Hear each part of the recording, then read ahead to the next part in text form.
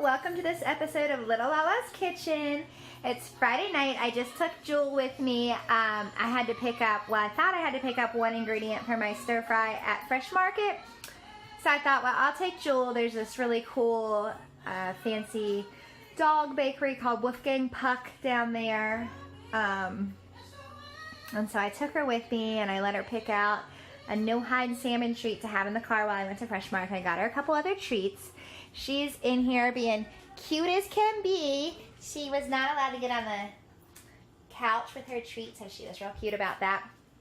So I went to Fresh Market to get my beef for my Korean japchae that I'm making for dinner tonight. But on Friday nights they have a special where you can get a dozen roses and a dozen chocolate covered strawberries. Now if you're looking at those chocolate covered strawberries and thinking that doesn't look like a dozen, I may have already broken into them. Anyways, you can get the two of them together for basically like the less than either of them by themselves or something. I don't know, it's a great deal.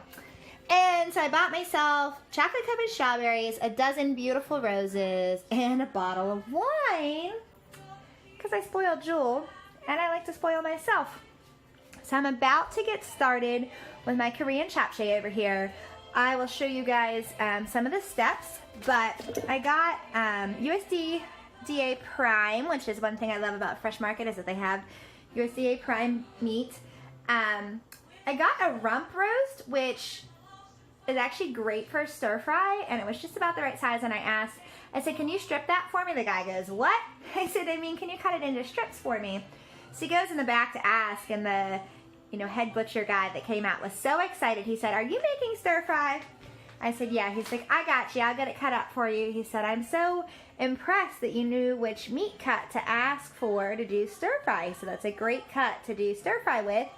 And I can certainly, cut it into strips for you, no problem. I said, well, I love to cook. I'm making some Korean japchae. And so I just thought it was like the perfect beef for it.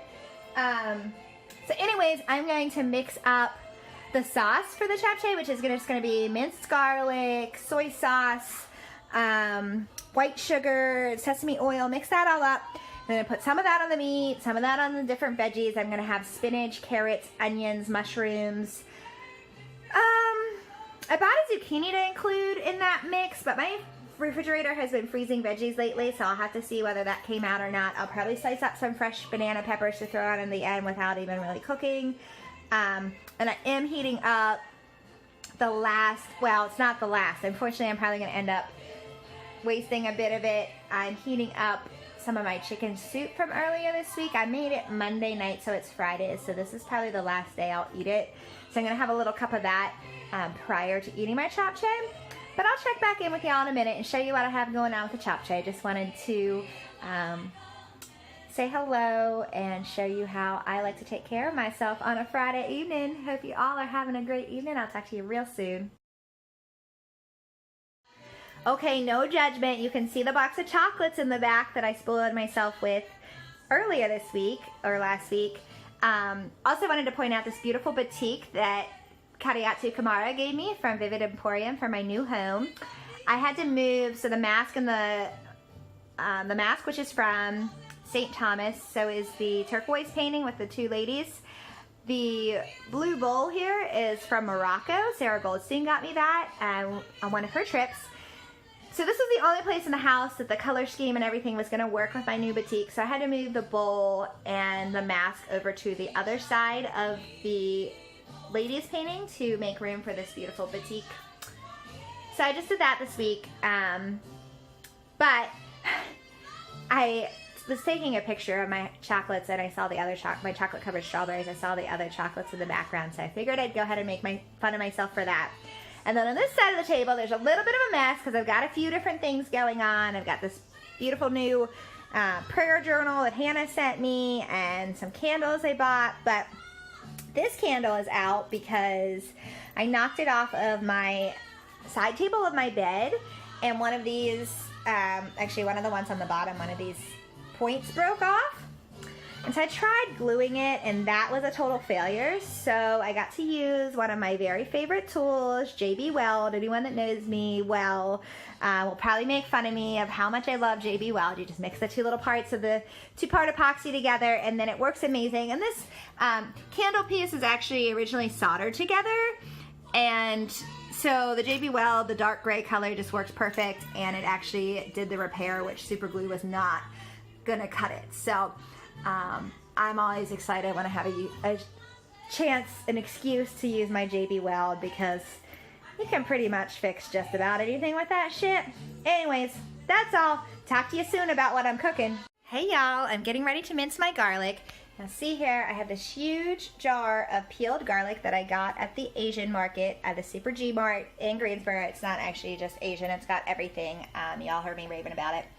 I do like to cut the ends off of my garlic before I mince it. I don't know, you probably don't really need to, but I'm a little bit, how should we say, particular about things.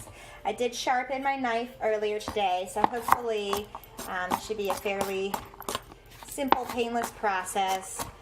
Just gonna mince up my garlic. Hey y'all, I got my garlic all chopped up. I'm gonna put it in this beautiful bowl that I got at Super G Mart. It's actually made in Korea, so it seems appropriate to make my sauce for my Korean Japchae in this beautiful little bowl. So I'm just gonna scoop up my minced garlic and put it right in this bowl. So for Japchae, you make basically one sauce to use, but you cook, as you do with many Korean foods, you cook all of the pieces of the essentially stir fry separately in hot oil so you don't overcook anything. So you make the same sauce and then you use it on the spinach and the mushrooms and the meat and so on and so forth. So I'm going to put, I don't know, about 5 tablespoons of sugar into this bowl.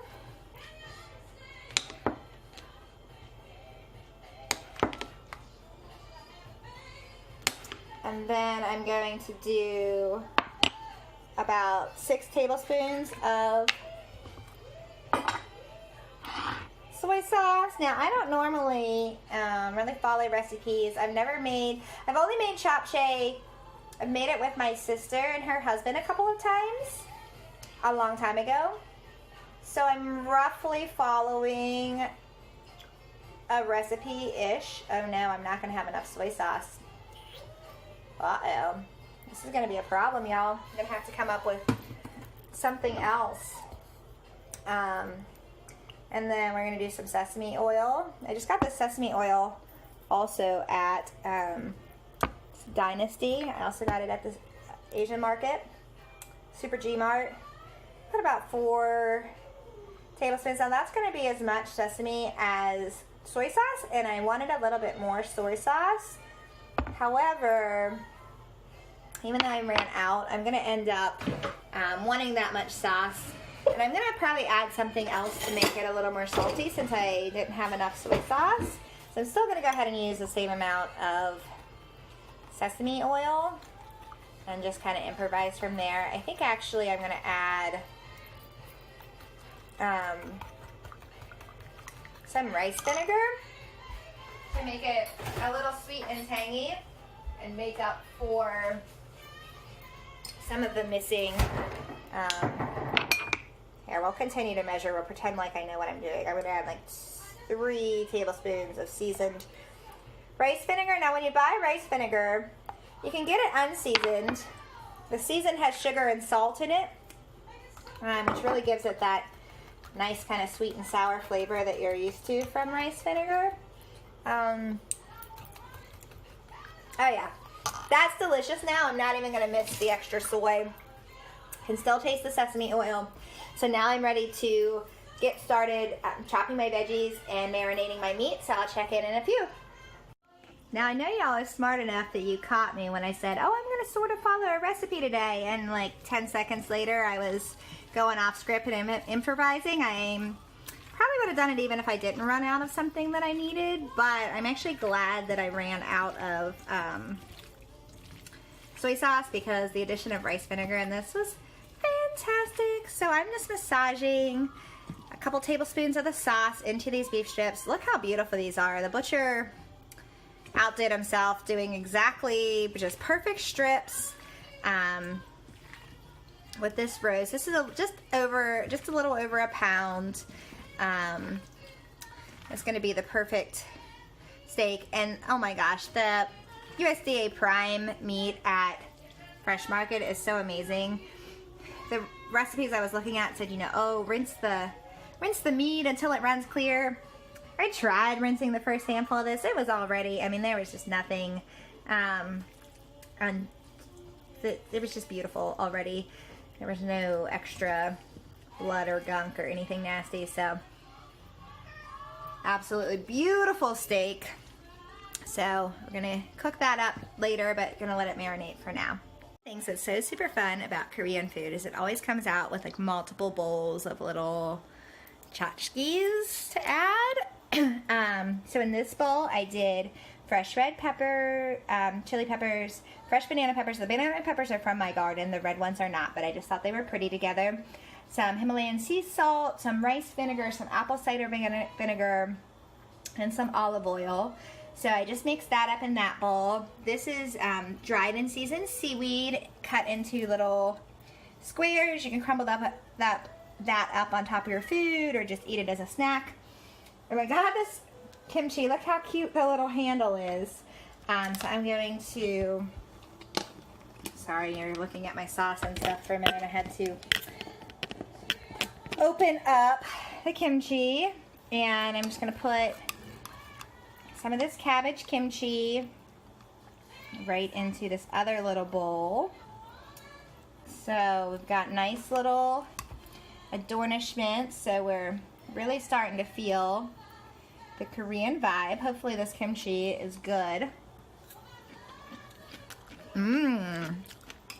It is very good. Kimchi is one of those things you either love or hate, I think. I'm definitely one that loves it. Hey y'all, I got my crimini mushrooms, my carrots, and my zucchini all sliced up. I'm about to throw my sweet potato noodles into the pot. So I've got this giant bag of sweet potato noodles. They are gluten-free, so this is another gluten-free friendly meal. Got a handful of them. Got my boiling pot of water, so I'm gonna just drop them right in there. Give them a good stir. Alexa, please set a timer for 6 minutes. Now, if you hear my music in the background, I'm listening to Aretha. I have been for the last day and a half. I'm so sad. She wasn't all that old, you know. We lost another great one. I'm going to add one more chunk of noodles to these, boil them as you heard for about 6 minutes, drain them out, rinse them, put a couple tablespoons of this sauce on them. I'm about to... as soon as I get the noodles out, I'm going to boil more water in the same pot. Just flash wilt my spinach, less than a minute on that. And then I'm going to start frying up the mushrooms, the carrots, the zucchini, and the meat. And then will be about time to assemble this delicious japchae and have a great meal. I'm also drinking, now I don't know if it's specifically Korean. This drink I think was made in Malaysia. But I love lychee, and so I'm having just a glass of cold lychee to cut some of the spice as I work on making the different pieces. Help me! I made way too many sweet potato noodles. I've got a bowl of sweet potato noodles as big as I am. It's gonna swallow me alive. But plowing on fearlessly, I'm gonna put a few scoops of my sauce, which as we discussed is minced garlic, soy sauce, sesame oil, and some seasoned rice vinegar. So we're going to put a few scoops of it over my noodles and mix up the noodles with the sauce. But yeah, I thought, oh, maybe I need some more noodles. So I added a few more noodles. And then by the time I added a few more, it was like 3/4 of the package. And so I thought, well, I'll just put the rest of the package in. What harm could it possibly do? And I ended up with a lot of these noodles. So these are really cool. They're clear. They are just sweet potato starch. I always blow people's minds just like mine was the first time I found out that they're made out of sweet potato.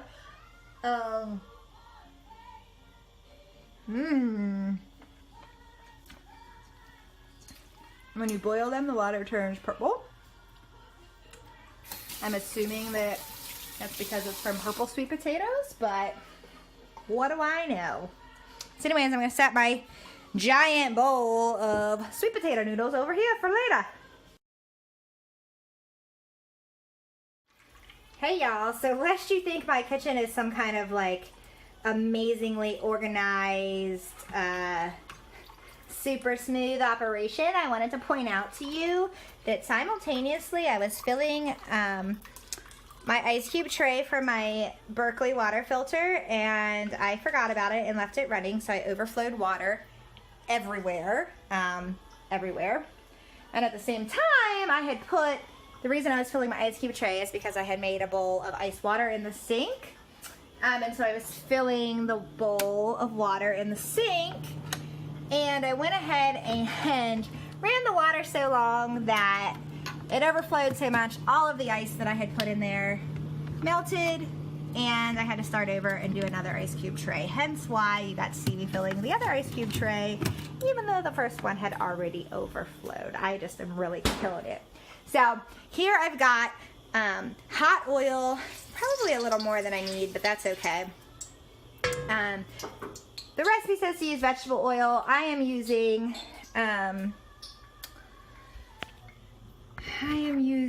avocado oil. It's got a really high 500-degree flash point, so it's better than olive oil for something like hot frying. I forgot, or I realized earlier that I had forgotten to cut up onions. So I've got onions here, and I'm going to throw them into the hot oil. Ooh, I love that sizzle! Sounds so good. These are gonna smell so good. So I'm gonna cook these onions just for about a minute. I want them to be nice and fragrant and, you know, kind of clear, but I don't want them to be totally sogged out. So, and I'm using my wok because I think I got a little carried away as usual.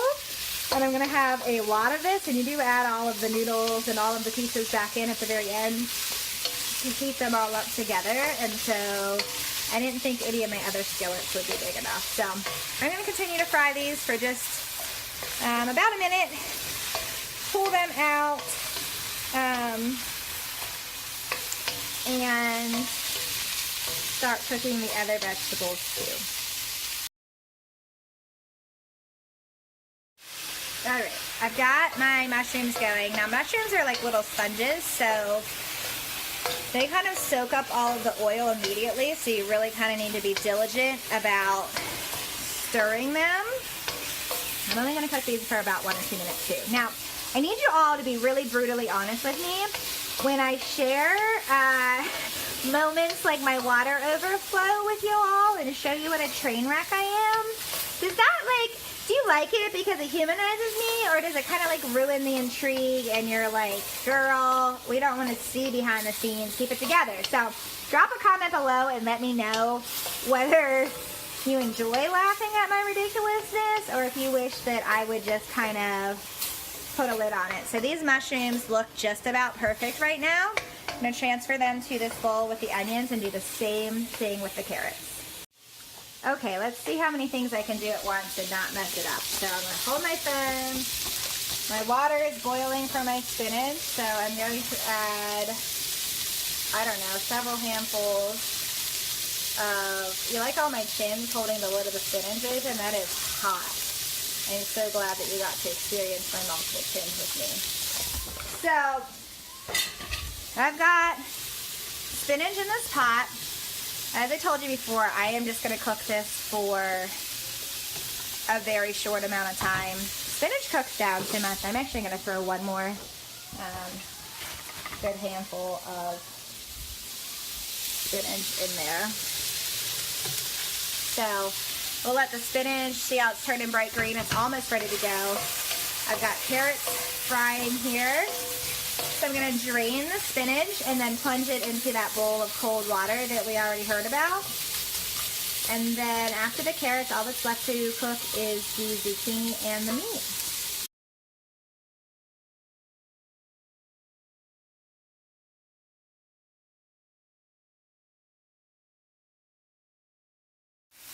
So one thing I try to do with the veggies is cook them on a high enough heat to kind of brown them somewhat without cooking them all the way through. Now the beef, not quite as much of a goal to really deep fry it, but still cooking on high heat and a little bit of avocado oil. The meat was sitting in a marinade, you know, as we saw, so it's not totally just in the oil. So it's cooking a little slower, a little less sizzly because there is a little bit of liquid in with it.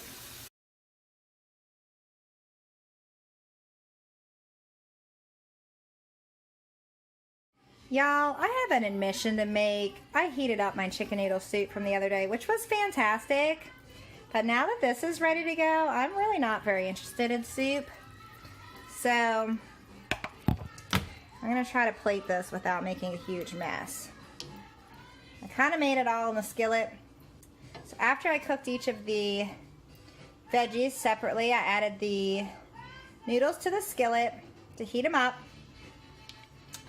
So I got my noodles good and hot, put the rest of the sauce over them, and then I top them with beef, spinach,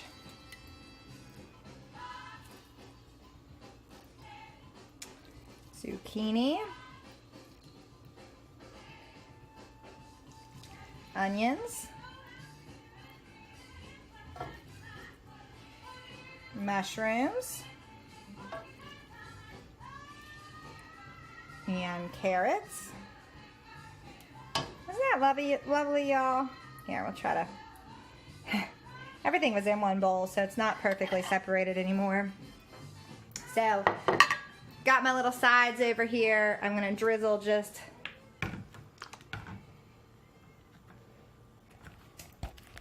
Well, I'm not very good at this, y'all. I'm going to drizzle just a little bit of sriracha over the top. And that is ready to enjoy.